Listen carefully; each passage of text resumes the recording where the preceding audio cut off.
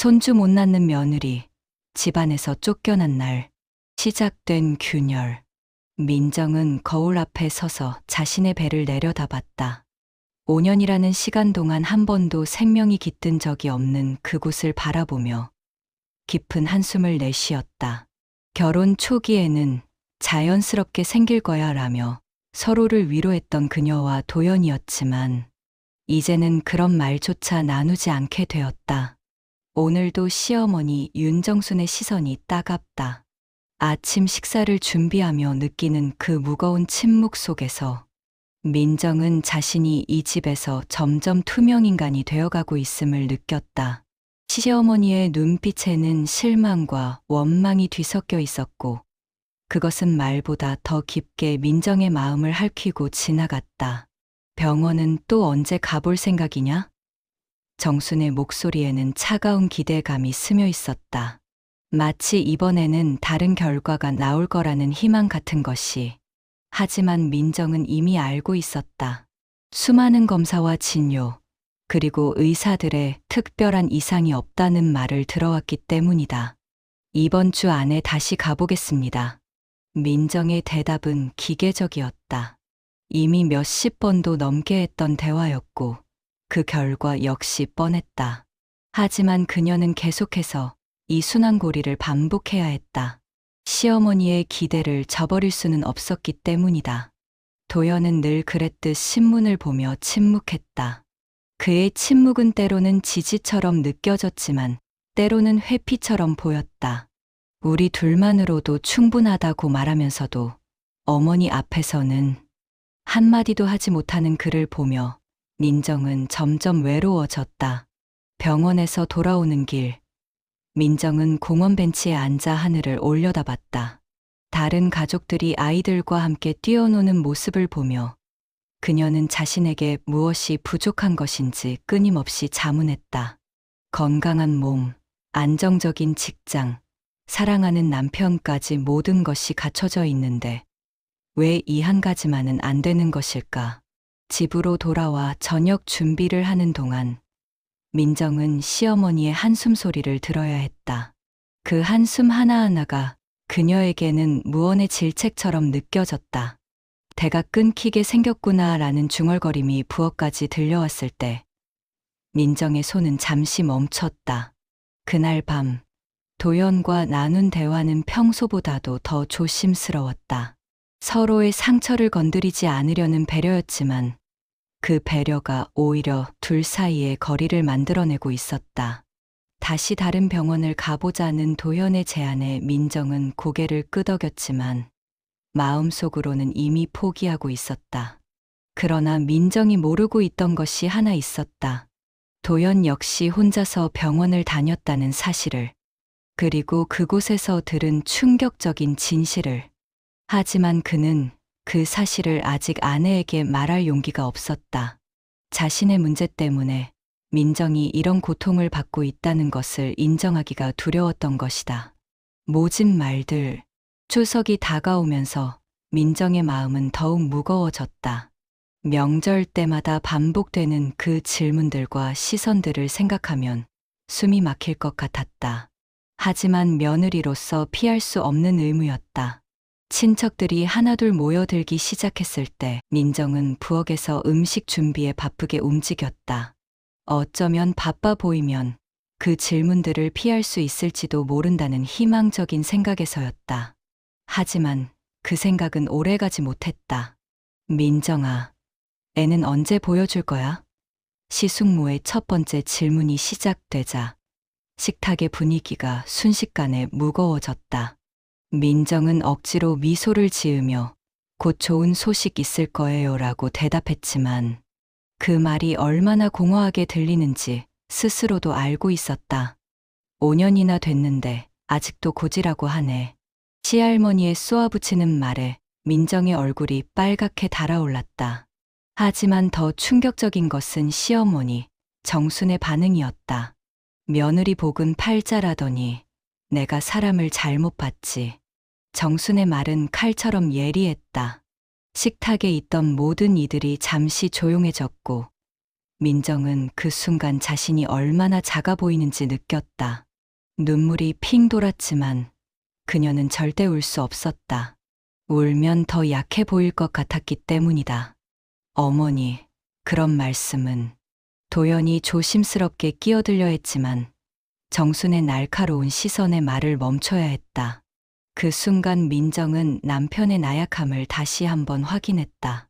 그는 어머니 앞에서는 한없이 작아지는 사람이었다. 우리 때는 결혼하면 바로 애를 가졌는데 요즘 애들은 뭘 하는 건지 모르겠다. 시고모의 추임새가 이어졌고 친척들의 웅성거림이 민정의 귀를 때렸다. 그녀는 더 이상 참을 수 없어 화장실로 피했다. 거울 속에 자신을 보며 민정은 처음으로 이 결혼에 대해 의문을 품기 시작했다. 사랑해서 결혼했지만 그 사랑만으로는 이 모든 상황을 견딜 수 없을 것 같았다. 5년 동안 쌓인 스트레스와 상처들이 한꺼번에 밀려왔다. 화장실에서 나와 다시 식탁으로 돌아갔을 때 대화 주제는 이미 바뀌어 있었다. 하지만 민정에 대한 시선은 여전히 차갑고 서늘했다. 마치 자신이 이 가문의 죄인인 것처럼 느껴졌다. 그날 밤 친척들이 모두 돌아간 후 정수는 민정을 따로 불렀다. 민정아, 너도 이제 나이가 있고 우리 도연이도 마찬가지야. 정말 애를 가질 생각이 없는 거냐? 그 질문에는 마지막 통보의 의미가 담겨 있었다. 어머니, 저도 원하고 있어요. 하지만 아직 때가 안 된 것 같아요. 민정의 대답은 점점 더 공허해지고 있었다. 하지만 다른 말을 할 수도 없었다. 진실을 말하기에는 아직 모든 것이 명확하지 않았기 때문이다. 때가 언제까지 안 오겠냐. 나도 이제 늙어서 손주 얼굴 보기 전에 눈 감을까봐 걱정이다. 정순의 말에는 진심 어린 조급함이 담겨 있었지만 그것이 민정에게는 더욱 큰 부담으로 다가왔다. 숨겨진 진실의 발견. 민정은 더 이상 혼자서 이 문제를 짊어질 수 없다고 생각했다. 새로운 병원에서 더 정밀한 검사를 받기로 결심한 것이다. 이번에는 도연도 함께 검사를 받자고 제안했다. 나도 함께. 도연의 얼굴에 당황스러운 표정이 스쳤다. 그 표정을 본 민정은 순간적으로 뭔가 이상하다는 느낌을 받았다. 하지만 그 느낌을 무시하고 둘 다 검사를 받아보자. 혹시 모르잖아 라고 말했다. 병원에서 검사 결과를 기다리는 일주일은 민정에게 길고 긴 시간이었다. 하지만 그보다 더 초조해 보이는 것은 도연이었다. 그는 평소보다 더 말이 없었고 밤에도 자주 뒤척였다. 드디어 결과가 나온 날, 의사는 조심스럽게 말을 꺼냈다. 부인 쪽은 전혀 문제가 없습니다. 오히려 매우 건강한 상태예요. 그 말을 듣는 순간 민정은 안도감과 함께 이상한 예감이 들었다. 그럼 저는... 도연의 목소리가 떨렸다. 남편분의 정자 수치에 문제가 있습니다. 자연 임신은 어려울 것 같고 시술을 통해서라면 가능성이 있습니다. 의사의 말은 마치 폭탄 선언 같았다. 민정은 순간 머릿속이 하얗게 변하는 것을 느꼈다. 5년 동안 자신을 탓하며 보낸 시간들, 시어머니의 차가운 시선과 친척들의 따가운 말들이 한꺼번에 떠올랐다. 그 모든 것이 자신의 잘못이 아니었다는 사실이 믿어지지 않았다. 병원을 나서는 길에 도연이 고백했다. 사실 나도 혼자 검사 받아본 적이 있어. 3년 전에. 그 말을 듣는 순간 민정의 세상이 무너지는 것 같았다. 3년 전에? 민정의 목소리가 떨렸다. 그럼 그동안 나만 혼자서. 미안해. 정말 미안해. 당신이 힘들어할까봐. 그리고 우리 엄마가 어떻게 반응할지 몰라서. 도연이 울먹이며 말했지만 민정에게는 변명으로밖에 들리지 않았다. 그날 밤 민정은 잠을 이룰 수 없었다. 3년 동안 혼자서 죄책감에 시달리며 보낸 시간들이 얼마나 억울한지 모를 일이었다. 남편이 진실을 숨기고 있는 동안 자신은 모든 비난과 상처를 혼자 감당해왔던 것이다. 이제 어머니께 말하자. 민정이 제안했을 때 도연은 고개를 저었다. 아직은 안 돼. 엄마는 절대 받아들이지 못할 거야. 아들에게 문제가 있다는 걸 인정하지 않으실 거야. 도연의 말에는 두려움이 가득했다. 그럼 나는 계속 죄인처럼 살라는 거야? 민정의 목소리가 높아졌다. 3년 동안 당신이 숨기고 있는 동안 내가 얼마나 힘들었는지 아시나요? 그건 나도 마찬가지였어. 내가 원해서 이런 몸으로 태어났겠어. 도연도 목소리를 높였다. 하지만 그의 말은 민정에게 더욱 상처가 되었다. 자신의 고통과 그의 고통을 비교하고 있다는 생각이 들었기 때문이다. 그 순간 민정은 결심했다. 더 이상 혼자서 이 짐을 질 수는 없다고. 시어머니가 어떤 반응을 보이든 상관없이 진실을 말하기로 했다. 진실의 폭로와 집안에서의 추방. 민정은 용기를 내어 시어머니 정순에게 검사 결과를 말했다. 하지만 정순의 반응은 예상했던 것보다 훨씬 격렬했다. 그럴 리가 없다. 우리 도연이가 어떻게? 정수는 처음에는 믿지 않으려 했다. 하지만 병원 진단서를 보여주자 얼굴이 굳어졌다. 이건 잘못된 검사야. 다른 병원에서 다시 받아봐야 해. 정수는 현실을 받아들이려 하지 않았다.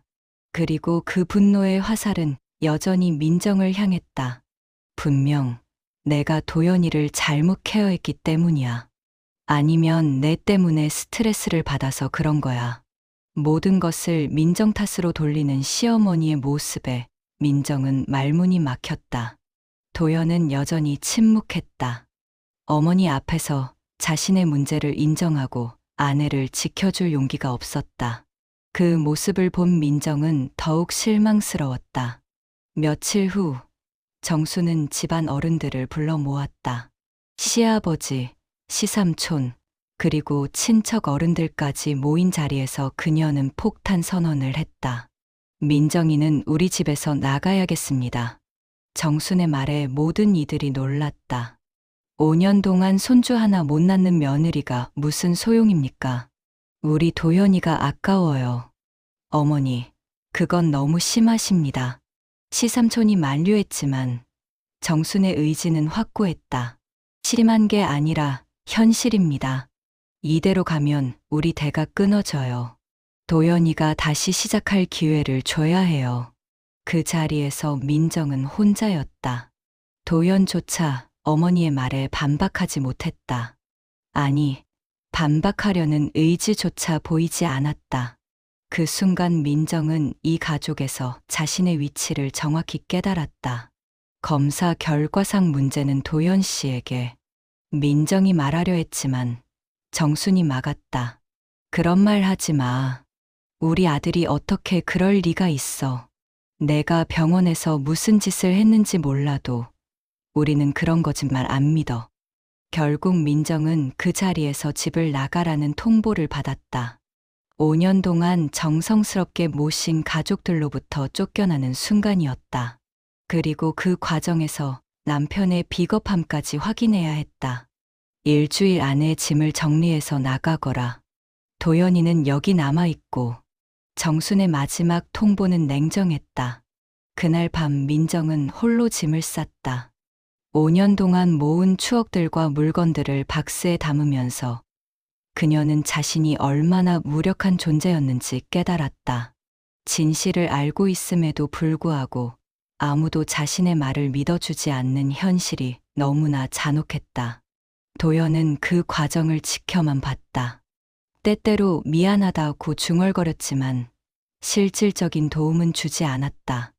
어머니를 거스를 용기도 아내를 지킬 의지도 없는 그를 보며 민정은 결혼에 대한 환상이 완전히 깨졌다. 갈등의 폭발과 친정에서의 위로.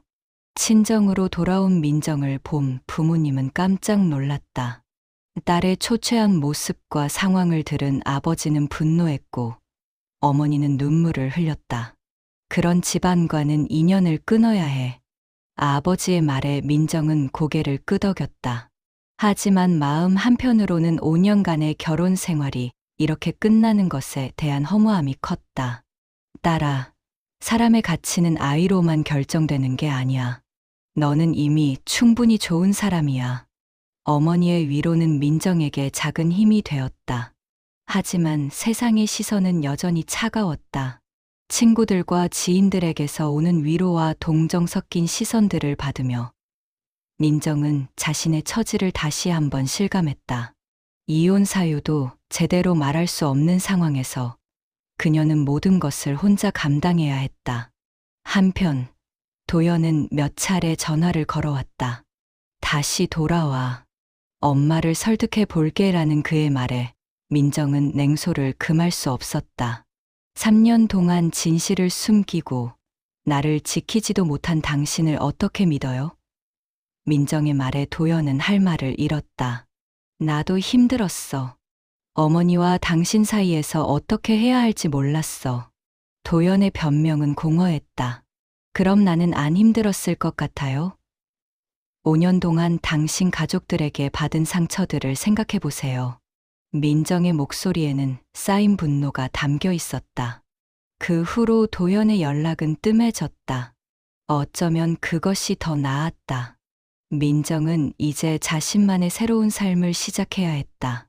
친정에서 지내며 민정은 자신을 돌아보는 시간을 가졌다. 5년 동안 시댁의 눈치만 보며 살았던 자신을 발견했다. 자신의 꿈과 목표를 포기하고 오로지 좋은 며느리가 되기 위해서만 살았던 것이다. 이제 내 인생을 살아라. 아버지의 조언은 민정에게 새로운 방향을 제시했다.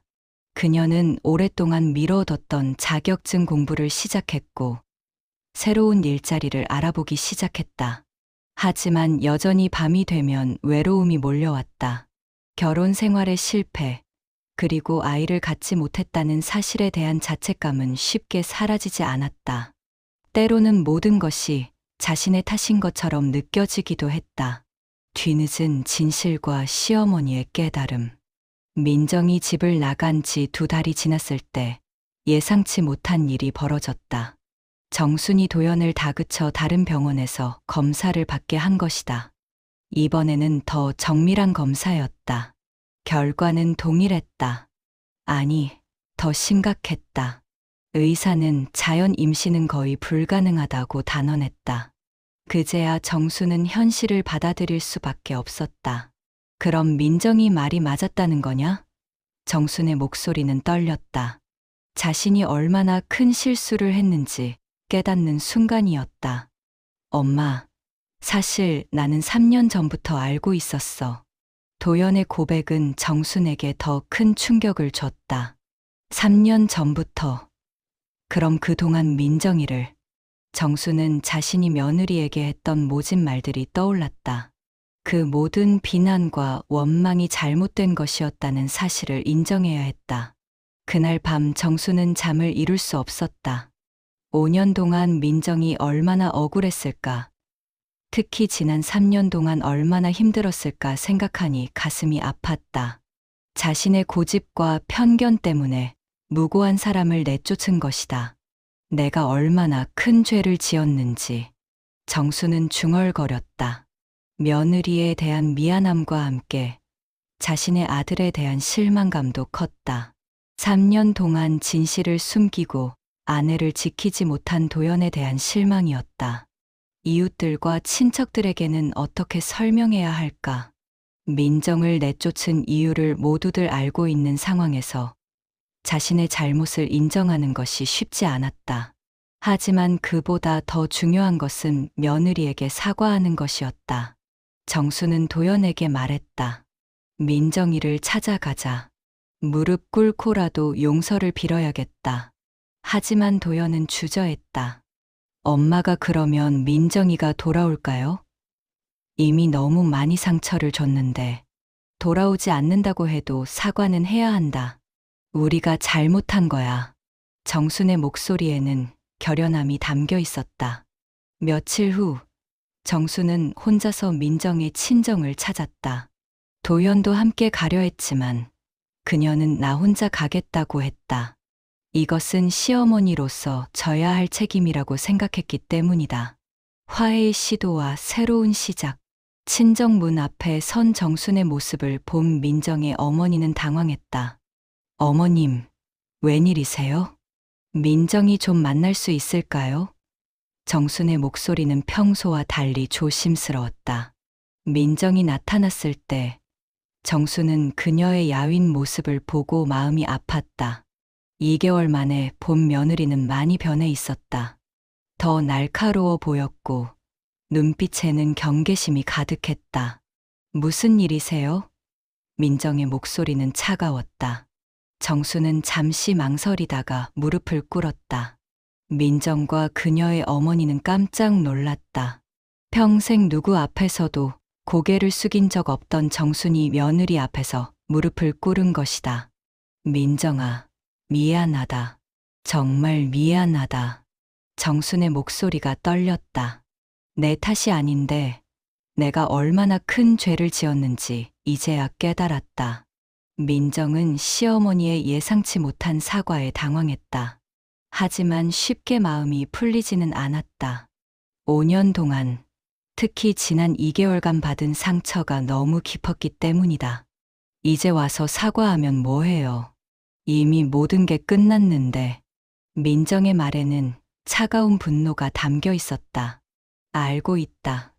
내가 용서받을 자격이 없다는 것도 안다. 하지만 그래도 말해야겠다. 너를 그렇게 대한 것은 내 잘못이었다. 정순의 눈에서 눈물이 흘러내렸다. 도연이가 3년 전부터 알고 있었다면서요? 그럼 그 3년 동안 저를 바라보는 어머니, 눈빛이 얼마나 차가웠는지 아세요? 민정의 목소리가 높아졌다. 저는 매일매일 죄인이 된 기분으로 살았어요. 그래서 더 미안하다. 내가 무지했고, 고집이 셌고, 편견에 사로잡혀 있었다. 정순이 고개를 더 깊이 숙였다. 돌아와 주면 안 될까? 이제는 달리 대할게. 하지만 민정은 고개를 저었다. 어머니, 저는 이미 결정했어요. 더 이상 그 집에서 살 수 없어요. 도연이도 더 이상 믿을 수 없어요. 도연이 그 애도 잘못했다. 진작 말했어야 했는데.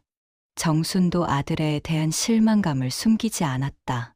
3년 동안 저 혼자 모든 걸 감당하게 하고 정작 진실을 알 때가 되어서도 저를 지켜주지 못한 사람을 어떻게 다시 믿어요? 민정의 목소리에는 깊은 상처가 배어 있었다. 정수는 더 이상 할 말이 없었다. 며느리의 말이 모두 옳았기 때문이다. 자신도 아들도 민정을 지켜주지 못했다. 오히려 상처만 더 깊게 했다. 그럼 이혼하겠다는 거냐? 정순의 물음에 민정은 잠시 침묵했다. 아직 결정하지 못했어요. 하지만 예전 관계로 돌아갈 수는 없을 것 같아요. 민정의 대답은 확고했다. 그날 정수는 무거운 마음으로 집에 돌아갔다. 도연은 어머니의 결과를 기다리고 있었지만 정순의 표정을 보고 모든 것을 짐작할 수 있었다. 엄마, 민정이가 뭐라고? 내 탓이 크다. 3년 동안 숨기고 있으면서 아내를 지키지도 못하고. 정순의 말에 도연은 고개를 숙였다. 이제 어떻게 하죠? 내가 결정해라. 하지만 민정이를 원망할 자격은 우리에게 없다. 정순의 말은 냉정했다. 도연의 늦은 깨달음. 민정이 집을 떠난 지 석 달이 지났을 때 도연은 비로소 자신이 잃은 것이 무엇인지 깨달았다. 혼자 지내는 집은 너무나 적막했고 아내가 없는 일상은 의미를 찾을 수 없었다. 직장에서도 집중할 수 없었다. 동료들의 부인은 잘 지내냐는 안부에 대답하기가 어려웠다. 이혼한다고 말하자니 이유를 설명하기 곤란했고 그렇다고 거짓말을 하자니 양심이 허락하지 않았다. 어느 날 도연은 민정의 친정을 찾았다. 하지만 민정은 만나주지 않았다. 대신 민정의 아버지가 나왔다. 도연 씨, 우리 딸을 더 이상 괴롭히지 말아주세요. 장인의 말은 단호했다. 아버님, 저도 잘못을 깨달았습니다. 다시 기회를 주세요. 도연이 간청했지만 장인의 마음은 이미 굳어 있었다. 기회는 5년 동안 충분히 있었습니다. 특히 3년 전부터는 더더욱.